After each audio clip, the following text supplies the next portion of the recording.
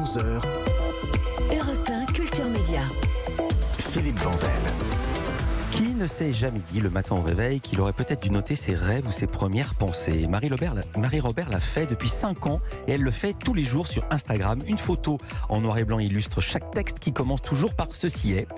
Marie-Robert fait appel à des concepts philosophiques qu'elle applique à des contextes concrets. Elle est sans doute l'une des invitées les plus pointues que nous ayons reçues et également l'une des plus populaires puisque près de 150 000 personnes la suivent sur Internet et attendent chaque jour sa dose de publication matinale. Que raconte-t-elle tous les jours? Comment rendre la philosophie plus accessible et plus sexy comme il est écrit sur le bandeau de son livre? Dans quel but publier un recueil de posts sur les réseaux sociaux? Et quel est le public de notre invitée? Le livre de Marie-Robert paraît aujourd'hui. Elle est avec nous dans Culture Média pour en parler. Bonjour. Bonjour Philippe. Vous êtes auteur, ancienne professeure de philosophie au lycée et à la fac. Vous avez fondé 4 écoles Montessori. Vous continuez à donner des cours de philo en ligne, c'est bien ça? Exactement, tous les mardis. Et aussi des ateliers philo, on en parlera si on a le temps. Mais surtout, on vous reçoit pour évoquer votre dernier ouvrage que je viens d'évoquer, Une année de philosophie. C'est paru chez Flammarion Versilio. Alors c'est votre nom sur Instagram, c'est également ce qu'il y a écrit sur le bandeau de votre livre, en anglais, Philosophie is sexy. Je traduis, la philo, c'est sexy.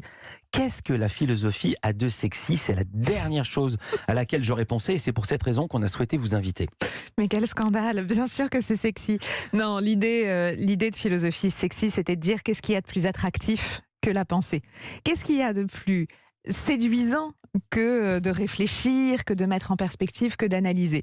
Donc j'avais trouvé ce nom il y a très longtemps quand je faisais des études de philo et que je vendais à l'époque une revue de philosophie analytique qui n'était pas très sexy. Ouais. Et évidemment, c'était le pied de nez et l'humour. Cependant, c'est ce que j'ai envie de transmettre, cette idée de « il y a quelque chose d'attirant ». Je vais poser la question différemment. Alors, est-ce que philosophie sexy, c'est une antiphrase ou c'est le fond de votre pensée et de votre travail? C'est le fond de ma pensée. J'ai vraiment la conviction qu'une des choses les plus, quand je disais le sexy, c'était vraiment le caractère le plus attirant. Plein de choses passent, plein de choses, on va peut-être, on n'est pas toujours très intéressant, on peut vieillir, on peut changer, mais ce qui nous restera toujours, c'est notre capacité à analyser, notre capacité à confronter, à ajuster, à décortiquer. Et c'est vraiment fondamentalement tous les matins ce que j'ai envie de mettre en avant. C'est accessible à tout le monde.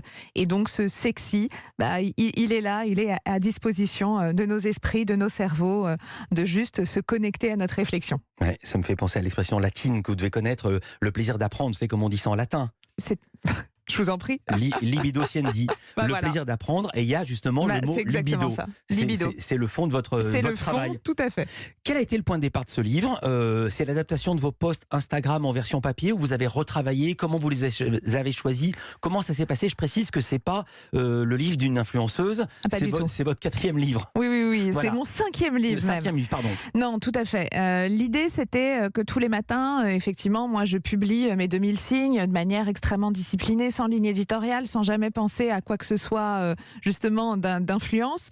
Et puis au fur et à mesure des années, on a fini par me dire « Ah, mais je le retrouve pas, j'aurais envie de l'avoir, j'aurais envie de le reprendre en papier ». Donc je me suis dit pourquoi pas, effectivement, avec mon éditeur Guillaume Robert, pourquoi pas ne réunir en fait un recueil. Mais surtout, quelque chose s'est transformé, c'est qu'aujourd'hui, l'espace digital, il est difficile à comprendre, à saisir. Il y a plein d'algorithmes, il y a plein de trucs, il y a des vidéos, il faut faire plein de choses dans tous les sens. Et je me suis dit, pourquoi pas proposer un ultime pied de nez. Alors déjà, j'avais proposé du noir et blanc et de la lecture sur un site de photos en couleur. Donc c'était déjà pas mal. Pourquoi pas un ultime pied de nez en disant, finalement, on va mettre du papier, on va remettre un ouvrage qui se tient, qui se picore, qui se feuillette, l'idée c'était de piocher. Et en plus, avec des collages moi je fais un collage de mots et Lia Rochas-Paris, l'artiste, fait un collage d'images. Donc c'était intéressant de réunir les deux. On parlera d'illustration. Comment ça a commencé? On est une émission média ici.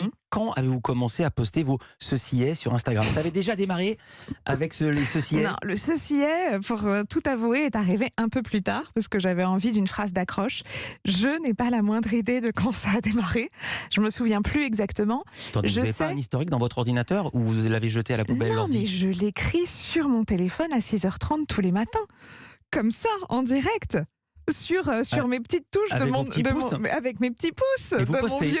mon vieux clavier. En plus, j'ai pas un téléphone très grand et je vois pas très bien d'un œil. Donc vous Ouais. imaginez que c'est une performance. Et il n'y a pas des coquilles? Si parfois il y a des coquilles, mais j'ai des gentils lecteurs qui me disent Marie, il manque un R, il manque un S. Mon éditeur me surveille également. Non, je sais pas quand ça a commencé. Je sais que mon envie, c'était de se dire, c'était presque là, la démarche, c'était vraiment une méditation philosophique, quoi.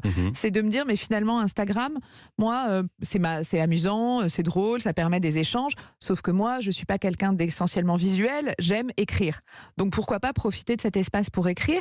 Et l'idée, c'était de déposer comme ça des hypothèses, me connecter, vous l'avez tout à fait dit, hein, c'était me connecter à ma pensée, me dire qu'est-ce qui me traverse ce matin et comment mon intimité peut devenir universelle. Parce que le plus intéressant aujourd'hui, c'est à quel point les gens s'approprient les mots, ça fait écho, me font penser à autre chose.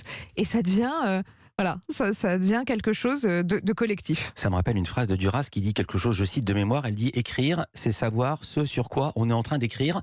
En fait, vous avez besoin, ça vous fait rire, vous avez besoin d'écrire pour savoir ce que vous pensez. Complètement. Moi, je pensais que vous écriviez ce que vous pensez. Non, pas du tout. Moi, je suis vraiment Donc, là. il y a des gens qui réfléchissent à voix haute, Moi, et vous réfléchissez avec un stylo. C'est tout à fait Et ça. vous regardez votre pensée cheminer Je me et se faire. Ouais, je me comprends beaucoup mieux quand j'écris. Sinon, c'est très confus. Moi, je dis souvent que la philo m'a sauvé la vie, mais l'écriture m'a permis de pas devenir dingue. Vraiment, vous le pensez? Ah, totalement. Parce que ça permet d'avoir ces minutes. Et c'est pour ça, quand je dis, et ça paraît complètement démago comme parole, mais quand je dis on est tous philosophes, si tant est qu'on se connecte comme ça à notre pensée, mais j'en suis convaincue. C'est-à-dire, c'est mes 5 minutes, alors en vrai un peu plus de 5 minutes, parce que je mets environ une trentaine de minutes pour l'écrire. J'allais vous demander ça. Vous commencez à quelle heure, vous finissez à quelle heure? J'ai la chance de me réveiller très tôt depuis toujours naturellement. Je commence vers 6h30 et je termine à 7h, 7h02, 7h03, peut-être 7h05 parfois. Mais en tout cas, en essayant de respecter. Alors bien sûr que c'est une forme de discipline, mais pas du tout une contrainte parce que j'adore le faire. Et je sais que pendant 35 minutes, quelle que soit la journée, quels que soient les aléas, je suis là complètement dans ma tête. Et c'est un métier? D'écrire? Est-ce que ça rapporte de l'argent? Pas du tout. Est-ce qu'il y a de la pub sur votre Insta Non, qui justement. vous rapporte des... Alors, une des choses, et qui est parfois un peu difficile à faire comprendre, parce que, évidemment, quand on a un compte qui est beaucoup suivi, c'est de faire comprendre parfois à des marques qui me proposent que moi, c'est pas du tout le sujet. Attendez, c'est une info dans l'info, on vous l'a proposé. On me l'a proposé, mais moi, Par je exemple, changerais des marques de quoi? des marques. Du thé, des bougies, j'imagine non, ça, mais moi. exactement. Ouais, Des c'est pas mal. coupe-papier. Des cosmétiques, des plaids, des choses. Donc, pourquoi pas? Et c'est pas du tout un jugement ni du mépris, c'est juste que moi, je n'ai vraiment pas de ligne éditoriale. C'est-à-dire, j'aurai toujours mes photos en noir et blanc parce que j'en ai envie, que ça me fait plaisir et que j'aime les sélectionner. Et les sujets, je ne les connais pas avant d'être à 6h31. Je ne sais pas ce dont je vais parler. Parfois, la veille, je me dis, ah tiens, telle idée m'a Mais traversée. quel rapport? Parce que les marques vous demandaient de savoir ce sur quoi vous alliez parler pour se mettre à évidemment, côté. de faire un post, je dirais, ciblé sur un thème précis qui me valorise la marque. Et encore une fois, c'est pas du tout du mépris. Simplement, comme vous le dites, moi, mon métier, c'est de transmettre. Mon métier, c'est de partager des émotions. C'est parfois de faire face à mes angoisses, même les traverser, être dans le magma de l'humain. C'est pas du tout autre chose. Donc non, ce n'est pas un métier. Elle serait folle si elle n'écrivait pas. On a la chance qu'elle soit en très bonne santé mentale. C'est Marie Robert, elle est philosophe. Elle rend la philosophie sexy. Elle revient dans quelques instants dans Culture Média sur Europe 1. 9h, 11h, Europe 1 Culture Média. Philippe Vandel. Philosophie is sexy, c'est pas moi qui le dis, c'est Marie Robert. Elle est philosophe, elle publie tous les jours sur Instagram. Vous m'avez pas dit depuis quand, depuis combien d'années? Au moins 5 ans, mais je dis 5 ans parce que c'est un chiffre facile à retenir, mais je pense un peu plus. D'accord, ça fait combien de chroniques? C'est vraiment une par jour? C'est ou une c'est par une jour. par jour ouvrée, y compris le samedi, le dimanche? Non, mais c'est quoi qu'il arrive. Et pour tout vous dire, j'ai accouché il y a 30 jours et pas de problème, la chronique était là. Non, pas c'est vrai. vraiment une discipline en fait. Et c'est pas du tout une contrainte, c'est pas programmé, c'est juste le bonheur de se dire au contraire. Tous les événements de la vie, chaque jour mérite d'être vécu, donc chaque jour mérite d'être écrit. J'ignorais complètement que vous aviez un petit bébé qui va bientôt avoir 1 mois. Vous avez écrit quoi la veille et le jour de l'accouchement?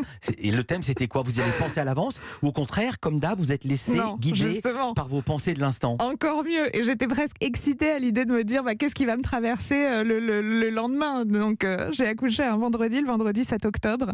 Et le samedi, mon post a été tout ira bien. Une réflexion sur tout ira bien. Donc au contraire, il n'y a rien de plus inspirant que les chaos émotionnels. Il s'appelle comment le petit bébé? James. Bon, on salue James qui nous écoute certainement. Quel est votre public? Est-ce que vous savez qui vous suit sur les réseaux sociaux? Ou est-ce que vous n'avez pas envie de le savoir? Alors, j'ai pas fait pareil de statistiques. Je sais qu'il y a des outils un peu pour avoir vraiment les villes, etc. Il s'avère que quand même, je discute beaucoup avec les lecteurs parce qu'ils sont juste absolument géniaux dans leurs commentaires, dans leurs messages, dans les références qu'ils m'envoient. Et ce que je trouve absolument fascinant, c'est l'amplitude d'âge. Donc il y a aussi bien des ados, alors qui m'envoient quand même des messages assez drôles, genre est-ce que mon plan de disserte est ok? Ouais. Donc ça, j'en ai pas mal. Et vous les aidez? Bah évidemment, je peux pas résister à ah non là c'est pas possible cette troisième partie, voyons. Donc ça c'est très drôle et j'ai vraiment une amplitude d'âge. Il y a tous les âges confondus, une majorité quand même de femmes. Alors est-ce que pourquoi? Est-ce que c'est la philo? Est-ce que c'est la transmission? Est-ce que c'est les thématiques? Je l'ignore, j'ai pas sociologiquement, je sais pas exactement à quoi ça correspond, mais en tout cas, ce qui est intéressant, c'est l'intergénérationnel, et c'est ça qui me touche. Et des CSP+, parce que c'est pointu. Parce que vous dites, tout le monde peut philosopher, oui et non, parce que les références à Kierkegaard, à Schopenhauer et à Deleuze, il faut les avoir. Je suis d'accord, mais cependant, l'idée c'était de dire justement de pas en mettre à chaque fois. En fait, je me force jamais quand j'écris mes 2000 signes de me dire ah je vais terminer avec Kierkegaard. Je le mets quand c'est approprié. Le reste, mon idée c'était de dire il faut surtout pas avoir forcément fait de la philo. Au contraire, j'ai même des gens qui vont découvrir la philo ou qui ont été hyper fâchés avec la philosophie parce que c'est poussiéreux, bourgeois, élitiste, parce qu'ils en ont pas forcément fait. Et ça va leur donner envie de plutôt d'analyser la pensée plutôt que de faire juste du name dropping de philosophe. Et parfois on vous dit c'est trop pointu, on vous comprend pas? Rarement. Parce que j'essaye d'être très pédagogue. Non, après évidemment qu'on a tous des interprétations et je me rends bien compte que les sujets touchent plus ou moins, mais bon. Vous avez relu ou c'est les textes sortis de votre portable? Non, ou est-ce que ça a été relu, réécrit? Non, ça n'a pas été réécrit, ça a été relu et ça a été un peu sélectionné parce que on avait envie avec mon éditeur dans ce livre de faire un peu par saison. Donc ça se lit pas du tout dans le désordre, mais on peut y plonger. Ça allait être ma question, quel rapport entre les saisons et la philosophie, à part la facilité ou à moins que vous soyez en train d'écouter Vivaldi en même temps? Parce que vous n'avez pas remarqué qu'on est quand même, alors c'est peut-être moi, particulièrement angoissé en automne, particulièrement déprimé en hiver, et que l'élan revient un peu au printemps. Ouais. Non, en fait, on se rend quand même compte qu'il y a peut-être des saisons un peu plus introspectives, avec des thèmes un peu plus, pas plus sombres, mais en tout cas un peu plus, un peu plus profonds, un peu plus intérieurs. Voilà, donc c'était aussi lié à une sorte de temporalité émotionnelle. Vous posez très souvent la question de la légitimité. Dans Ceci est un cri du cœur, ou dans Ceci n'est pas en béton armé, dans Ceci est une lettre d'amour, ou encore avec cette citation de Gustave Flaubert dans Ceci n'est pas une fatalité, la confiance en soi, écrivez-vous, est le premier secret du succès. Je pourrais en citer d'autres. Comment vous expliquez qu'après avoir 150 000 followers sur les réseaux sociaux, voir vos livres traduits dans plus de 15 pays, ça je ne l'avais pas encore dit, cela ne vous est pas rendu davantage sûr de vous? C'est peut-être le travail d'une vie, et ça n'est pas encore assez de philo pour ça. Oui, moi j'ai pas du tout, en fait je trouve ça fou. Alors je sais pas d'où ça vient, je sais pas sur quoi ça repose, mais peut-être que la faille d'ailleurs nourrit. Moi j'ai toujours l'impression, de pas être, c'est pas une question de pas être légitime, c'est que c'est fou d'être lu. Quand on est seul derrière un clavier et de se dire ah il y a des gens qui vont m'écouter, il y a quand même un truc un peu fascinant. Et au fond, ce manque de confiance, il est parfois très déstabilisant, mais je crois que j'y tiens un peu. L'humilité est aussi importante pour continuer à avancer. J'ai bien compris, mais l'humilité, c'est pas non plus l'inverse de le sentiment d'illégitimité. Là, par exemple, l'émission, elle est écoutée par 800 000 personnes. Donc vous n'êtes pas en train de vous dire, mince, est-ce que je suis au niveau de ces 800 000 personnes qui m'écoutent? Mais évidemment que si. Mais je trouve que c'est, bien sûr, encore une fois, parfois c'est paralysant et sincèrement, j'ai envie de me mettre des claques en me disant, non mais Marie, calme-toi un peu et arrête de te poser cette question-là. Mais en même temps, quelque part, se dire, est-ce que je suis à la hauteur? Est-ce que être meilleur, ça s'apprend chaque jour? Bien sûr que le degré entre l'humilité et le manque de confiance, la frontière est mince, mais je trouve que ça pousse toujours à pas se sentir arrivé. Et ça aussi, c'est important.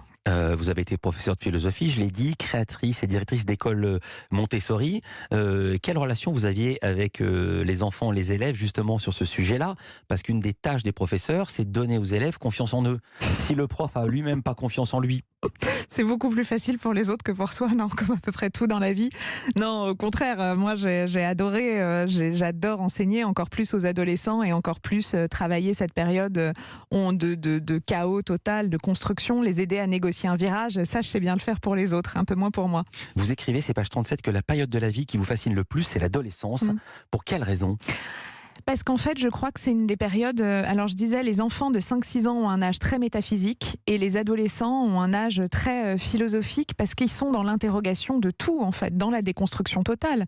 Ils sont identitairement en train de se dire comment je vais m'inventer, comment je vais m'inscrire, dans quoi, pourquoi l'autorité, pourquoi ceci, pourquoi cela. Donc on est dans un espèce de questionnement global qui les rend très philosophiques, parfois insupportables, mais en tout cas, c'est assez agréable quand on est prof et qu'on les a pas à plein temps.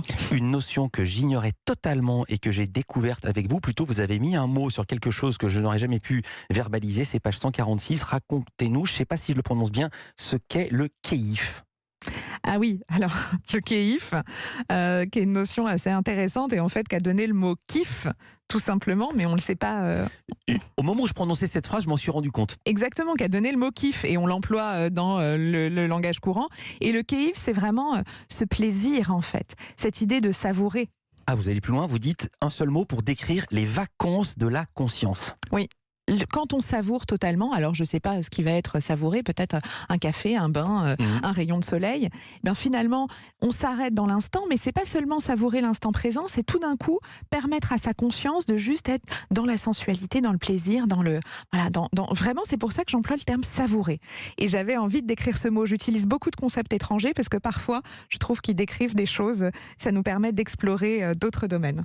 Dernière publication sur Instagram par vous, c'est ce matin, c'est intitulé « Ceci est notre philosophie ». Exceptionnellement, la photo n'est pas en noir et blanc, mais une photo en couleur de votre livre. Pour quelle raison? C'était pour faire la promo? Non, mais en fait, je mets des photos en couleur que j'en ai 5. C'est pour mes 5 livres.